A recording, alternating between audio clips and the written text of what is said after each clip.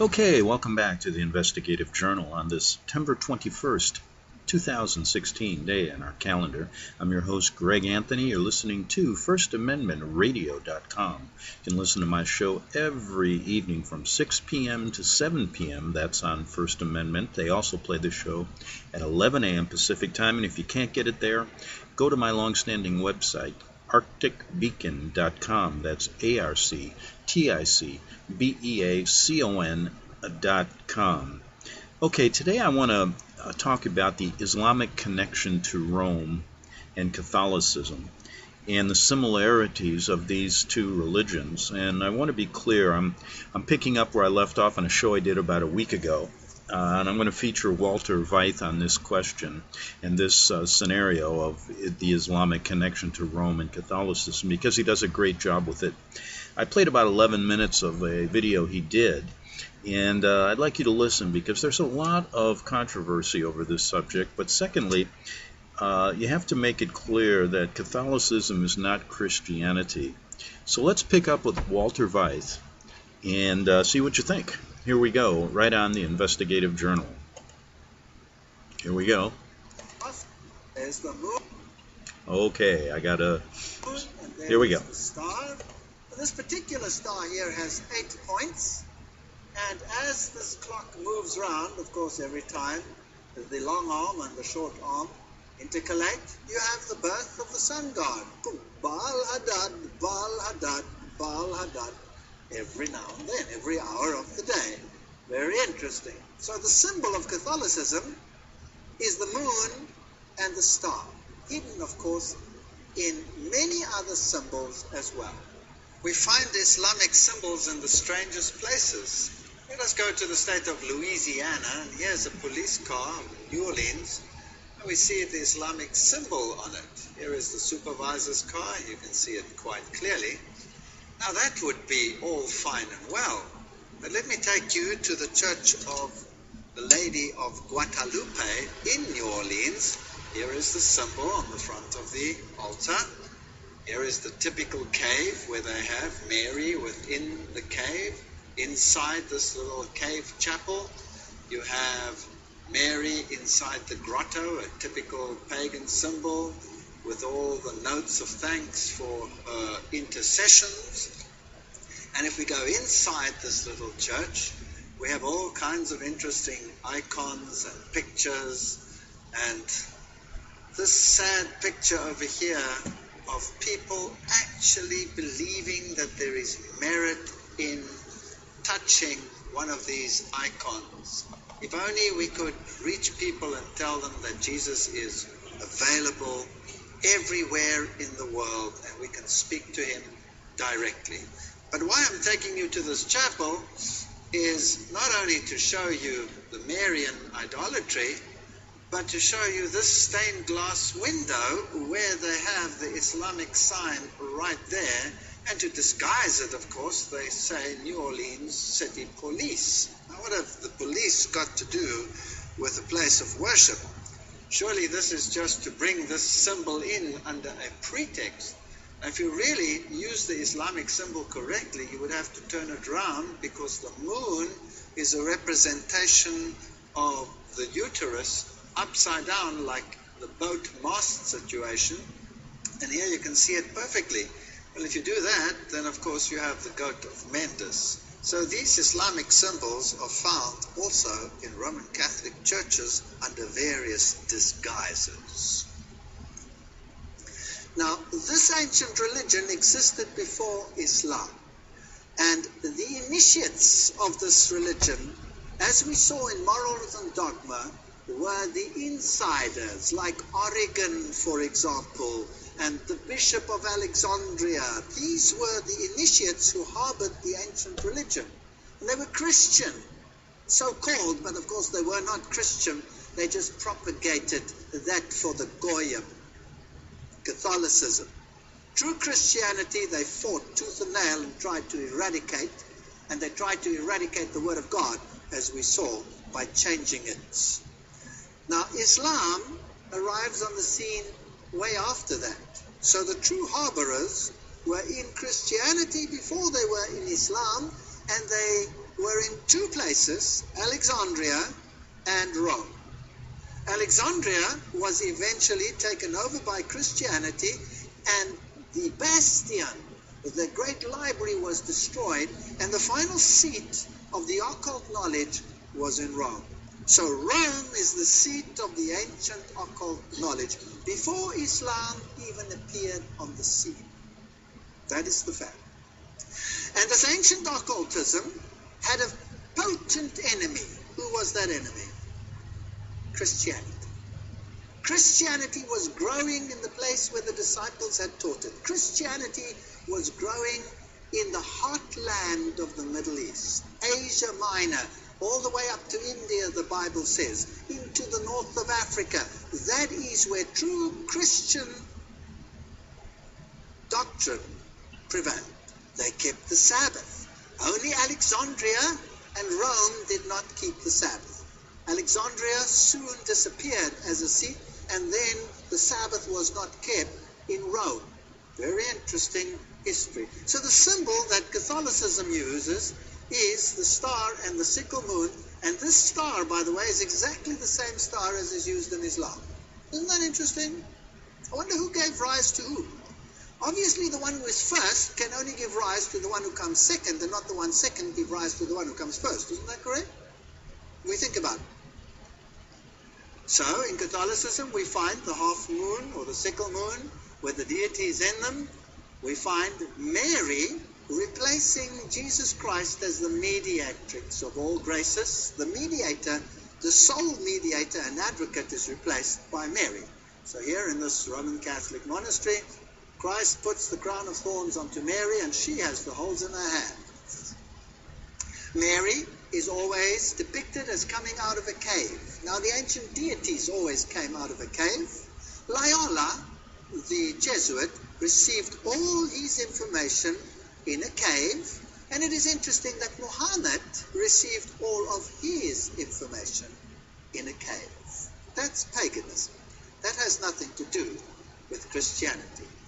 Now here we see in Islamic countries, in this particular one over here, we have this strange structure over here, and we have a statue of Mary on top of it, and Mary there appeared apparently as this little gazelle, but before the king shot it, it changed into Mary, and she told him to build a monastery, and that she did, or that he did, and there is the monastery high up on a hill. Now, whenever I find a monastery high up on a hill, I'm very interested, because high hills were pagan high places, where they sacrificed to pagan deities. It is interesting that all the cathedrals in the world are built on pagan places of worship. Even the Vatican is built on a pagan site of worship. Nothing has changed. So when I came to this particular place in the Middle East, I went to look for the ancient place of worship, and sure enough, on the hill, there it is, the triple arches of the ancient deity of sacrifice in a cave, as per usual. It's interesting that Mary always appears in the cave. In Fatima, she's in the cave. In Lourdes, she's in the cave. The Pope is always visiting the cave and worshipping in the cave. As Osiris represented the sun in Egyptian law, Isis represented the moon, but the truth is that Osiris represented the male active generative powers of nature, while Isis represented the female passive or prolific powers. That's Encyclopedia of Freemasonry. So it's actually a form of nature worship. These people would do well in the Bohemian Grove, worshipping the trees. The Templar Revelation identifies Isis as the Black Madonna on no less authority than the former head of the Priory of Zion. The Black Madonna cult is century to the Priory of Zion. To them, at least, there is no doubt about the significance of the Black Madonna. You see, Osiris was both black and he was white. And he's worshipped as black and he is worshipped as white. Mary is worshipped as a Black Madonna and as a White Madonna. So we have all these interesting nuances. The Hittites used the symbol of the half moon and the solar deity. This symbol today, of course, is used by none other than the United Nations. Well, Let us travel to an Islamic country today. Here is a Catholic cathedral in Amman. And I'm photographing this Catholic cathedral standing at the mosque. So I'm standing on the ground of the mosque and I'm photographing the Catholic cathedral right opposite. Now, it's interesting how Catholicism and Islam stand side by side in all the Islamic countries. And every time, I'm so surprised to see the cathedral and the mosque next to each other. You see, if you know the inside religion, behind the scenes, they're actually the same. So if I look at the symbolism on the outside of the Catholic cathedral, I have the symbol of the sun, because it was the symbol of the sun worship. And the cross, of course, the symbol also of the sun god. And there is the symbol of the sun. If I go across the street, and there is the great Abdullah Mosque, one of the finest, built by King Abdullah. On the gates, you have the symbols of the sun. Same symbolism, same religion. On top, of course, now here you have the moon, the sickle moon, which the Catholic Church had on the clock. It was a symbol of Baal, or Baal. Inside this mosque, there are, of course, no pews, because in Islam, you bow down and kneel on the floor on the carpet. And if you look up at the tremendous dome, you have again the great solar blazes in this wonderful building. Islamic dress, well, you can look at old-fashioned Catholic nuns and you will find that the dress is identical. Catholic nuns wear the same dress as Islamic women of Orthodox faith. This is the great mosque in Damascus. Fascinatingly, inside the mosque, right inside is this shrine, and there is a Muslim man praying at this shrine. Now, who's he praying to? Is it to Allah there? No. He's worshipping a relic of the dead, because this is the shrine of none other than John the Baptist. Now, if you know something about Johannsites, we've spoken about that, then you can already pick up, if you pick up the name John, you have Johannsianism, then you have secret societies blended in the background. And they claim that this place has the head of John the Baptist. So an Islamic shrine in Damascus, this is, by the way, the oldest mosque, the most illustrious in that country, has this head. Fortunately, the Roman Catholic Church has a shrine with the arm of John the Baptist. I always say, if they carry on, they might be able to put him together again. I don't know. So it is the same form behind the scenes. Inside the mosque, the women are not that important. They are relegated to the side. The men get the central positions.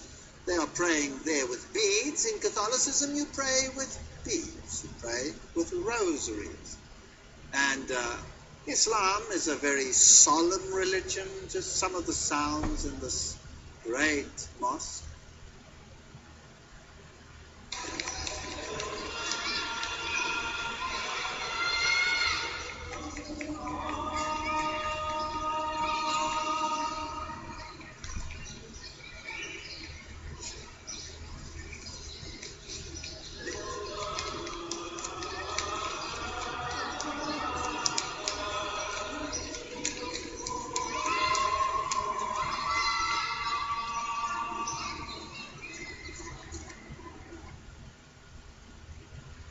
Now, which other religion has the priesthood just for men? The Roman Catholic Church is exactly the same, and here you have the same position in the Islamic world. The Islamic all-seeing eye, this is a very prominent structure that is used in all of Islam, and you will not find a taxi cab anywhere in Islamic countries that will not have the all-seeing eye there as a protection. Of course, it's used in Catholicism as well, and it's on the US dollar and all these interesting places. There's, of course, the Eye of Hathor, the Eye of Osiris, on an Egyptian temple. There it is, on a Roman Catholic pulpit. Another one on a Roman Catholic cathedral. Masonic author Carl Claudy writes, this is one of the oldest and most widespread symbols denoting God We find it in Egypt. In India, the open eye of Egypt represents Osiris. In India, Shiva is represented by an eye, and the Encyclopedia of Freemasonry says the all-seeing eye is an important symbol of the supreme being borrowed by Freemasonry from antiquity. On the same principle, the Egyptian represented Osiris. So, Islam uses the symbol, Catholicism uses the symbol. I'm just showing you some comparisons. To the ancient Egyptians, the right eye symbolized the sun, the left eye the moon. So there you have, again, the two aspects of the sun god. Bailey then goes on to mention, this is Alice A. Bailey, that the eye of God is Shiva, or Siva, the destroyer. Remember, Shiva is the Indian god, who is the equivalent of Osiris. Shiva is also a synonym for Satan. Is it possible that both religions in the inner circle worship the same Lucifer, but that the outer court knows nothing about this? Well, who was Baal? Encyclopedia of Freemasonry. Whenever the Israelites made one of their almost periodical deflections to idolatry, Baal seems to have been their favorite idol. In Tyre, Baal was the sun, Ashtoreth the moon, and so we have all the evidence that they know exactly what they're doing. There is no contradiction here, for Set is the Egyptian devil and Shiva is the Indian god of destruction. Both names, Set and Shiva, are listed in the Satanic Bible as another name for Satan. And Elena Petrovna Blavatsky affirms, now we have to remember that Shiva, Palestinian Baal, or Moloch, and Saturn are identical.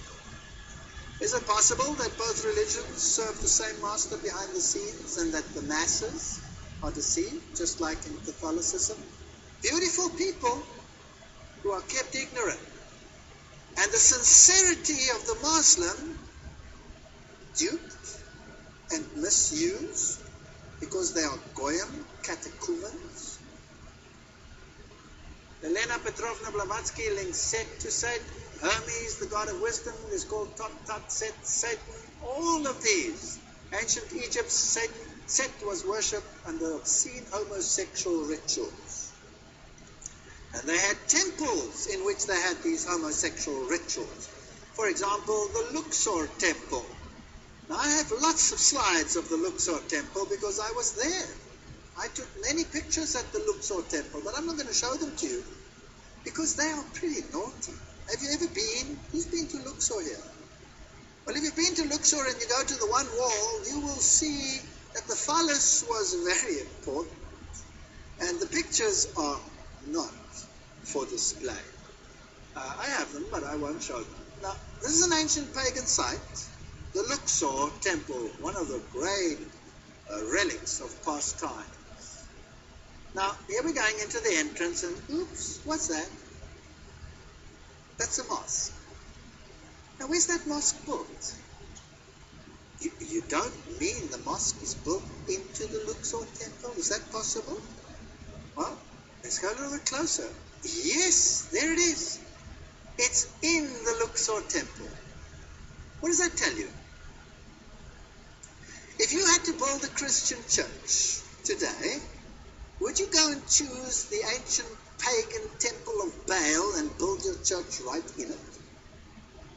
Yes or no? No, of course not. But what if the secret religion is really the same old ancient religion of Lucifer worship? Would you then perhaps do it? Perhaps, yes. So there they've done it. It's built into that temple. Amazing. On the ruins. Now let me take you to the temple of Baal, which is in another country, in Lebanon. And there it is. And on the Baal site, which is the same deity, by the way, what is that? That is a Roman Catholic place, a Roman Catholic church, on the same site. There is the cross, there's the temple of Baal. Why build it on the same site? Why have the same rituals? Catholicism does it, Islam does it. Do you think they have an agenda? And if we go into the great Catholic places, this is the place where Mary apparently ascended. Here is the great cathedral in Jerusalem. On the floor, you have the solar circle with all the signs of the zodiac, which, by the way, God forbids. God forbids. And this is the place where Mary lay, and then she ascended of course, to heaven. She didn't stay dead there on the floor. You have the pagan symbols. You have all of these interesting mitzvotums and what have yous, and the pentagrams, upside down pentagrams, all symbols of Lucifer. And then in the paintings, this interesting star. This is actually two squares, one inside the other, and that is how the pagan deities were represented very often, either as triangles, one within the other, or as squares, one within the other. And the squares, one within the other, were often used for Isis and Osiris. There you see it in the Roman Catholic Church, dedicated to Mary. Also on the floor of that Roman Catholic Cathedral, you have the boat, you have the wave, the water, you have the P and the X. Remember that Morals and Dogma told us that that was the staff of Osiris. So that means it's actually a male phallic symbol, and the boat would be the womb. This is a very naughty picture in a nice setting. Nobody would know what that really means. Nobody would really guess that that is an obscene picture, unless you read what the Masons say about it. Now, isn't it interesting that the ship with its mast in the half moon was also the same depiction? So here is a Roman Catholic cathedral built like a Phoenician ship. Now, what has a Phoenician ship got to do with Roman Catholicism? Unless, of course, it is the womb. Now, let's ask Albert Pike to explain this to us. Albert Pike writes that Isis and Osiris, the active and passive principles of the universe, were commonly symbolized by the generative parts of man and woman. The Indian lignam was the union of both, as were the boat and mast and the point within the circle, all of which express the same philosophical idea of the union of the two great causes of nature, blah, blah, blah, blah. So, we're still on track here. We find this in the Roman Catholic Church. Inside this Knights Temple, we've been there before, but I want to show you something else. Remember last time I showed you the double-headed eagle? But I'm now going to point your attention to the floor. Oops, what is that? That's an 8-pointed star. Now, who does the star represent? Well, there's the Star of Islam. Isn't that interesting? The two are identical. There's the Star of Islam in various forms. So we find the Star of Islam, we find it in the Catholic cathedrals, we find it especially dedicated to Mary, and we find it in the Islamic world. Now, how does the star come into existence? It's simply a square within a square, and there you have it. If you want to have the Star of David, you just take the triangle within the triangle, and you have it. There you go. It's a sex symbol. It's occult. It's very occult, in fact. So now, this is an interesting story of a man who claims to have been a Jesuit. His name is Alberto Rivera, and he claimed... Okay, we're going to get into that story again. I want to repeat some things that I read on this show about Alberto's life, and Walter here does a nice job in recounting this story. And we've shown you that what Alberto is saying is true. And unfortunately, the mainstream media will not touch it with a 10-foot pole, and I think you know why. But there are striking similarities between Catholicism and Islam, and I just wanted to emphasize that on today's show. We'll be back in 3 minutes on the Investigative Journal. Back in 3 minutes. The book of Revelation says, "The spirit of prophecy is the testimony of Jesus Christ." This is at the very heart of FirstAmendmentRadio.com. In that spirit, we have created the Prophecy Reality News app for all of your mobile devices, streaming First Amendment Radio 24 hours a day, 7 days a week. Available for your Apple, Android device, and smartphone, absolutely free. Get the Prophecy Reality News app installed today, so you can listen to First Amendment Radio wherever you are. The Prophecy Reality News app. Get it now.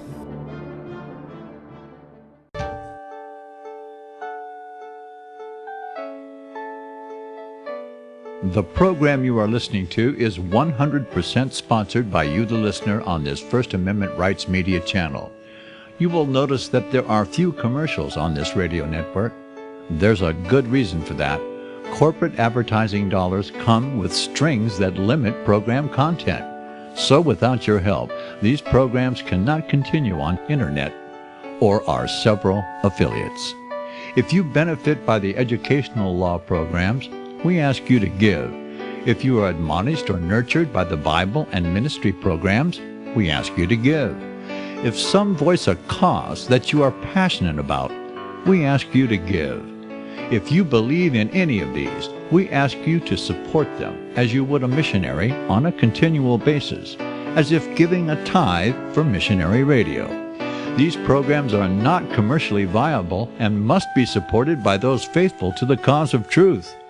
Look for the button to sponsor your favorite programs at our listen and schedule pages on the internet. Then, when you subscribe, we will send you the last quarterly MP3 CD of that program immediately, and continue to do so with each new quarter. We will also give you unlimited archive access to all of our programs.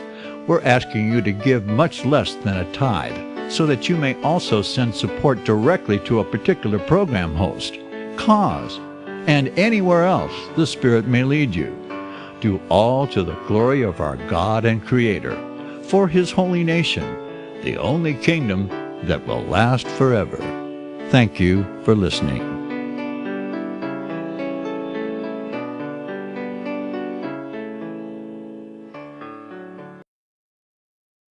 Since the beginning of time, kings have sought it, nations have fought for it. It has been traded, it has been borrowed, it has been purchased, it has been stolen. There's a reason for it. To secure the blessings of liberty to ourselves and to our posterity. Invest with the security of gold and silver. Call Discount Gold and Silver Trading at 1-800-375-4188 or visit DiscountGoldandSilverTrading.net. Listen to Financial Survival with your host Melody Cedarstrom right here on FirstAmendmentRadio.com at 4 p.m. Eastern or 1 p.m. Pacific Time.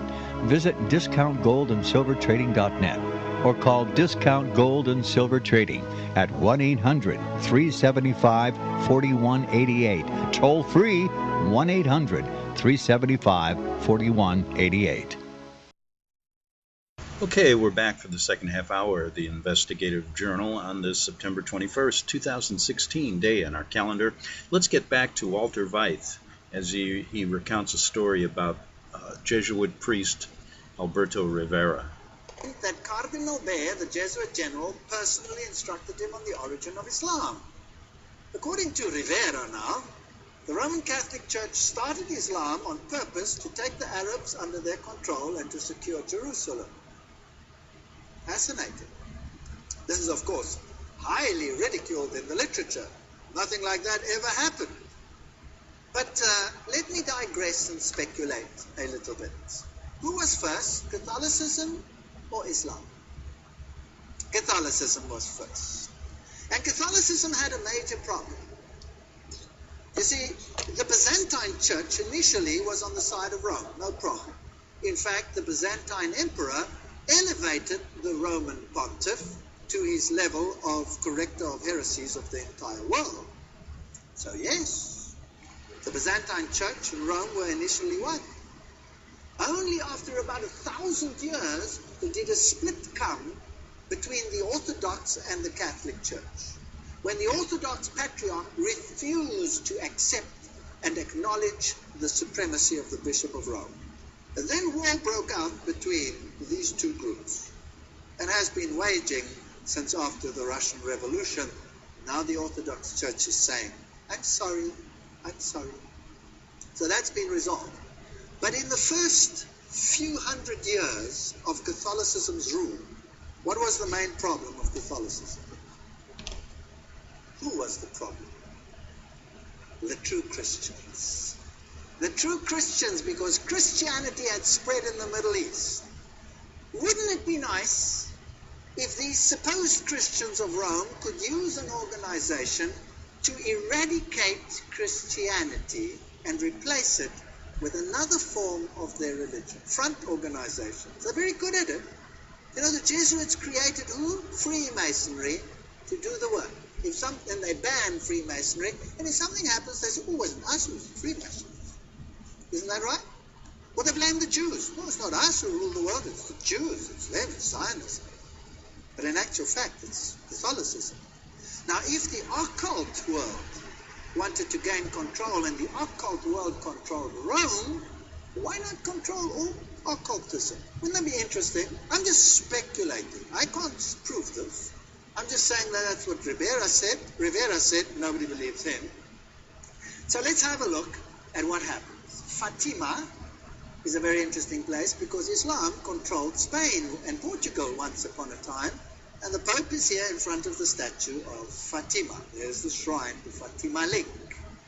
A Vatican insider, Dr. Malachi Martin, has said that based on the message of Mary in a personal visitation, John Paul believes there will come a day when the heart of Islam, already attuned to the figures of Christ and of Christ's mother Mary, will receive the illumination. I like these words. You know, they sort of ring once you get to know them.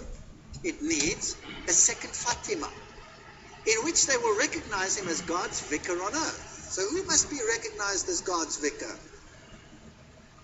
The Pope must be recognized as God's vicar. Then, with fellow travelers like the Church of England, the Episcopal Church, and others of like mind, the Pope could be worshipped as the infallible Holy Father by over 1/2 of the world's population. I'd like to correct him. All of the world's population. But that's besides the point. Now, early Islam, which area did it occupy? This area. This area. Who ruled over here? Who ruled there? Only Christianity. Before there was Islam, that is where Christianity was. And so Islam took hold of this area. Then, by AD 750, Islam progressed and took over all this, including Spain. That's fascinating. Spain and all this Asia Minor area was controlled by Islam. Did you know who ruled in Spain? It was the Visigoths. And the Visigoths had a different gospel to Catholicism. They were more in line with the Ostrogoths, who actually were Sabbath keepers. Problem people that had to get sorted out there maybe for a while. Just speculating. AD 900, there they go. Withdrawing from the north of Spain, the Franks were very strong Catholic supporters. Slowly, Islam is moving out. And there, this whole area controlled now by Islam. 1100, in the south of Spain. In the south, there's a group which is more independent than in the north. Tremendous battle, this Spanish area. And then they control this area. And AD 1500, they're out of Spain. The West Roman Empire is totally Catholic. This is Catholic. And Rome controls the Catholic world. And Islam controls this area. Today, this is the Islamic distribution. And there are two sects, the Sunni and the Shia. And they control vast areas. A huge area. But initially, where Christianity was, today, you can put Islam. There's an interesting story that some say that the red fez comes from having dipped the blood into the Christians, having dipped the fez into the Christian blood at Fez. Whether that is true or not, I would not wish to speculate, but it's interesting. Gary H. Carr, remember, speaks of the ancient mystery religion controlled by Freemasonry and the Illuminati and the World Council of Churches. Now, what if the true mystics behind the scene, the power mongers, are really in Rome, and that they control everything, including this other religion, through insiders?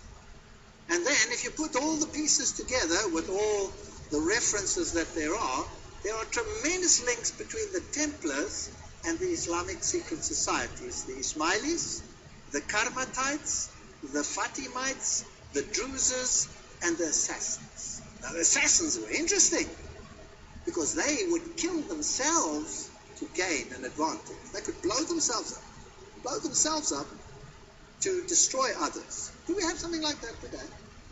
Oh, yes. So nothing's changed. History is repeating itself. Now, who were these secret societies that were in cahoots with the Templars, or did the Templars control them? Who knows? Let's read about the assassins.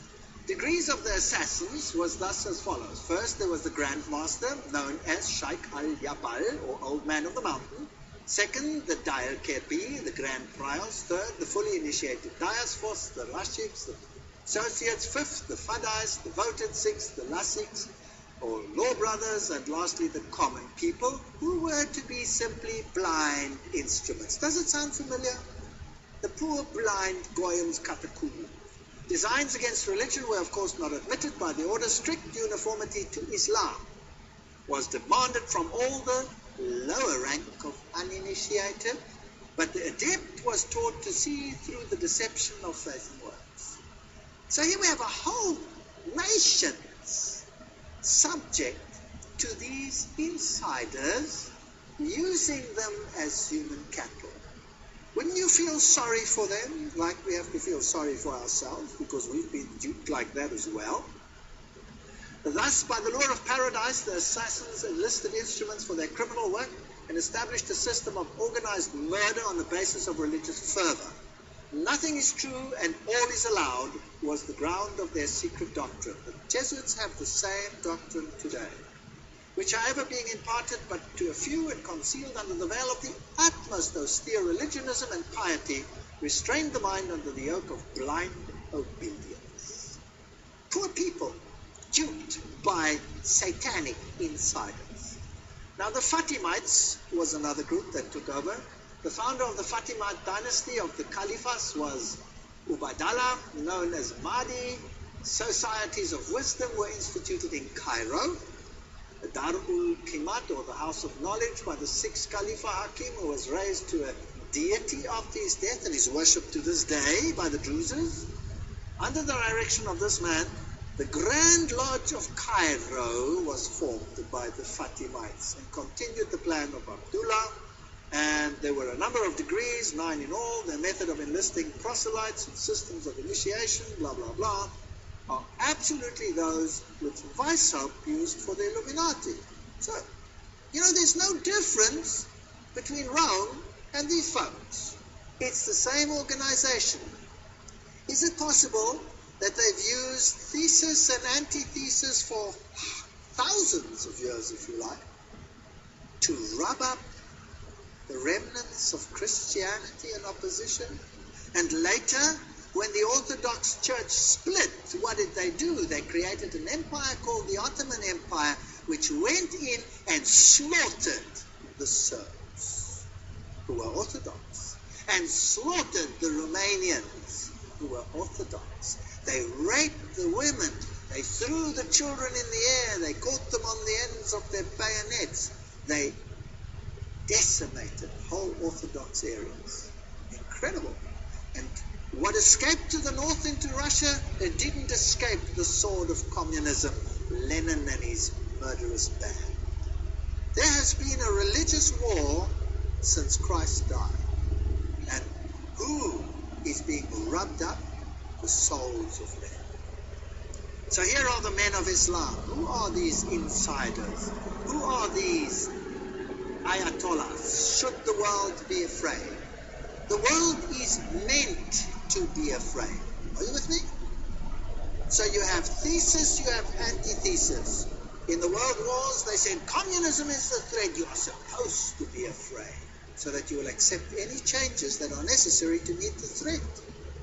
Now, they're using this as the next threat to create the synthesis that they want. They're going to rub up two religions against each other. Christianity, Judeo-Christian culture, Islamic culture, rub them up and destroy each other until what is left? Synthesis. And then you have one world religion that Lucifer rejoices because he's king. Isn't that what Albert Pike said, what he was going to do? Wow. So who are these so-called men of Islam? Well, I had this man down on the screen long before he was fingered as a 33-degree Freemason. I said he was going to be super terrorist number one, and they'll probably never catch him. They haven't caught him today.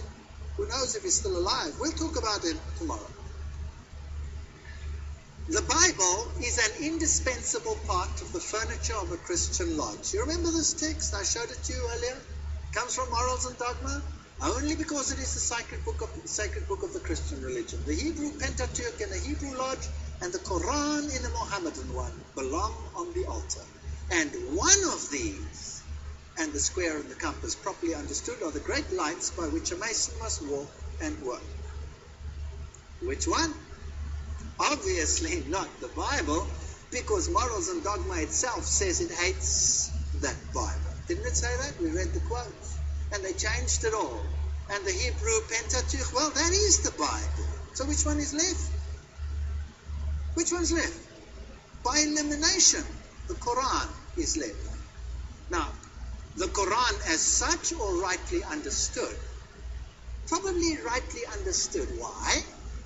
Because the Quran directly demotes Jesus Christ. It's the book that directly demotes Jesus Christ, whereas the others have to be modified to adjust to the insider to demote Jesus Christ. Are you with me? Now let's have a look at this. This gets fascinating.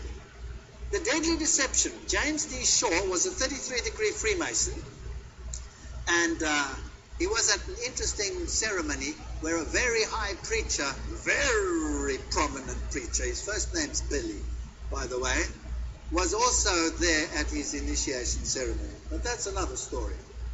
33rd degree, Knights Commander of Court of Honor, past Worshipful Master, Blue Lodge, past Master of all Scottish Rite bodies. That's what he was. He was a 33-degree Freemason. And he explained some of their rituals.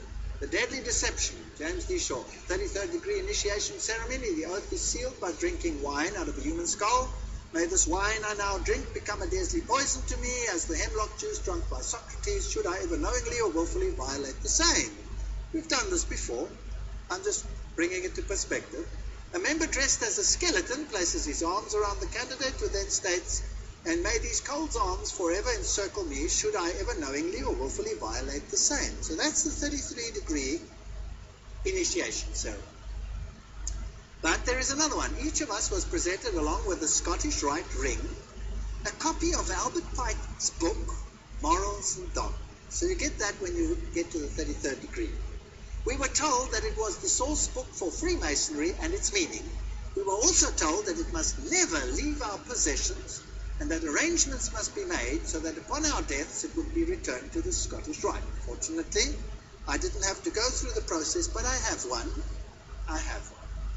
Very useful. Now what's this got to do with Islam? Now this is the highest degree of Freemasonry. What happens there? The Deadly Deception. The Scottish Rite includes 29 degrees beyond the Blue Lodge, culminating in the 32nd. The York Rite has the equivalent of 29 degrees of the Scottish Rite in advancement along the path that culminates in the degree Knights Templar. So the York Rite culminates at Knights Templar, and the other one is the 32nd degree in the Scottish Rite. Okay? In addition, the shrine. Ancient Arabic order, nobles of the mystic shrine, is available to 32nd degree Masons and Knights Templar who wish to participate. So the highest order is available. Those of the highest order can become Shriners. Now the Shriners are an Arabic order. This is for Protestants. And this is where the plot thickens. Do you think there is a link between Shriner Freemasonry and Islam, Christianity and Islam? Well, I think there just might be.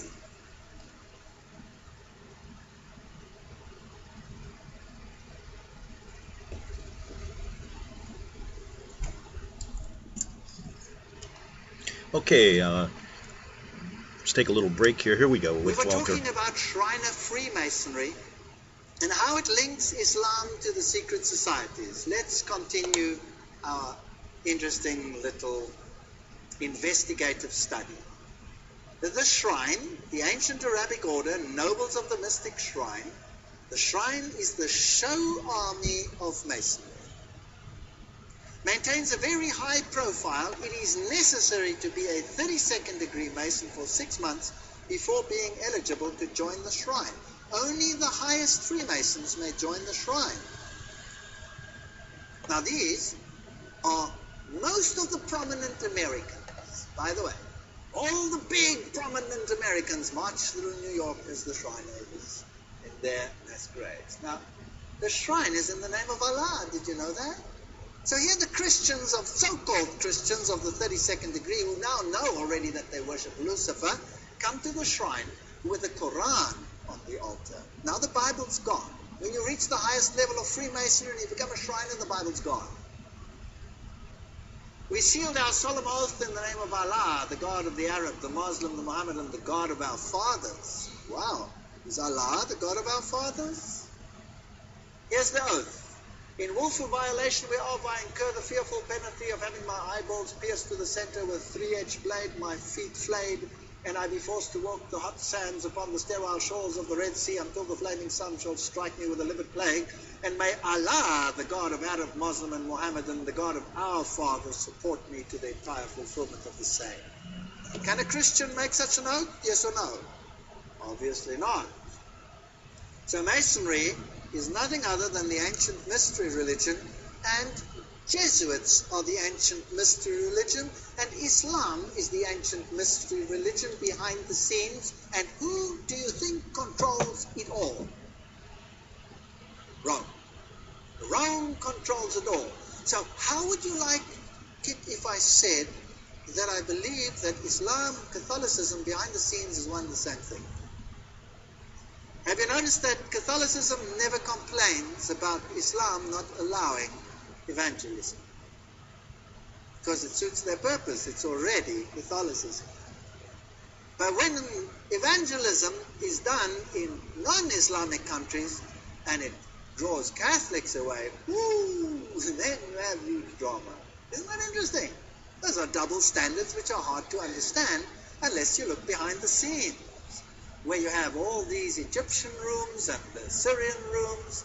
And here is a Masonic lodge, the Freemason Lodge meeting in Cairo.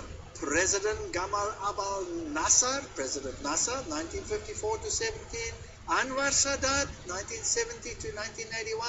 They were all members of the AEO, the Ancient Egyptian Order, and of the ANOMS, the Order of the Arabic Nobles of the Mystic Shrine. So, isn't it interesting that they're all working together behind the scenes? This is all a joke. Here is Judge Raheb Idris, ex-governor, Grand Master of the Sovereign Grand Commander of Egypt. There is the Fez as their symbol.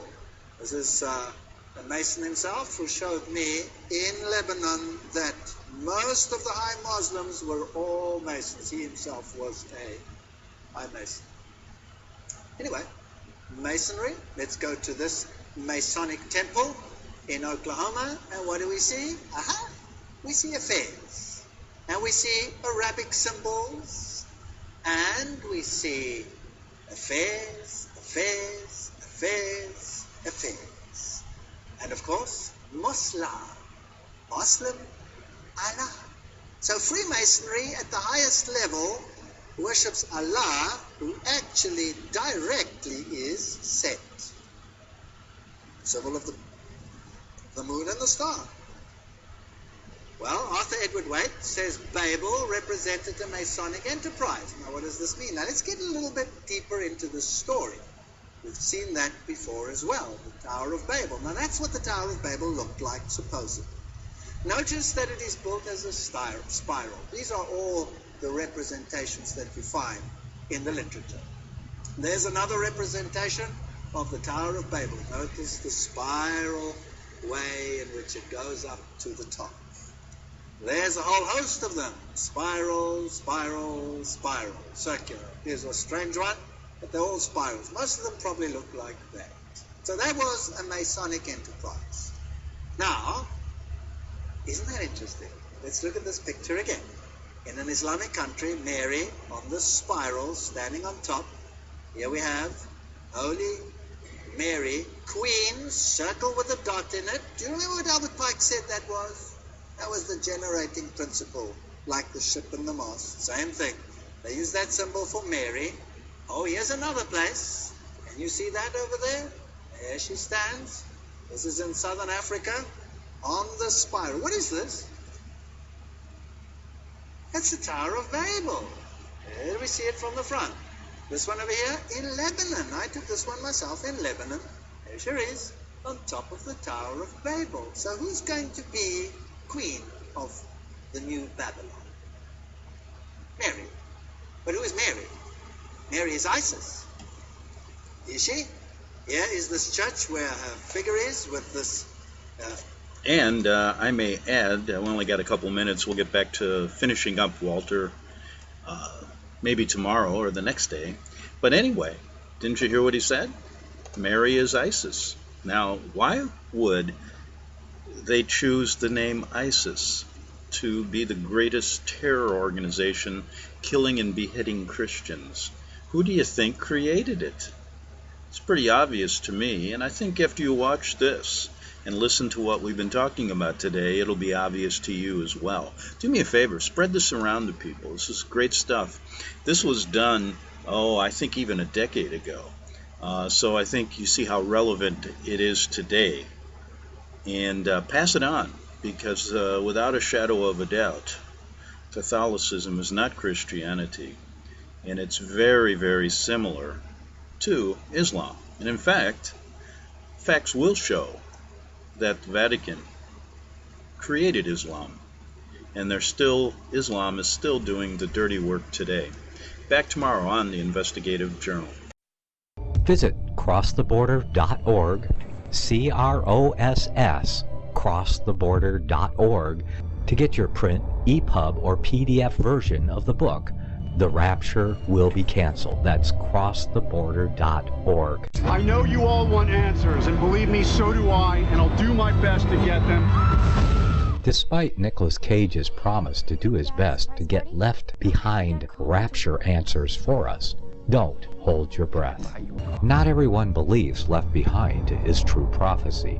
Some may even regard as conspiratorial the mainstream re-release of the Left Behind movie, with actor Nicolas Cage portraying the main character, as an attempt to further reinforce in the minds of all this perception of false prophecy, in order to condition the masses for the play about to begin. If you want true Bible prophecy answers, get the book, The Rapture Will Be Canceled. The author exposes the Latin rapture origin, the 7-year tribulation deception, true Bible revelation of Daniel's 70 weeks, the abomination of desolation, the restrainer, America in the Revelation, the image of the beast and the mark of the beast, and the truth about God's chosen people, and so much more about Bible prophecy. This book will shatter the Left Behind paradigm of future events. Get the book, The Rapture Will Be Canceled. Visit crosstheborder.org, CROSS, crosstheborder.org, to get your print, EPUB, or PDF version of the book, The Rapture Will Be Canceled. That's crosstheborder.org.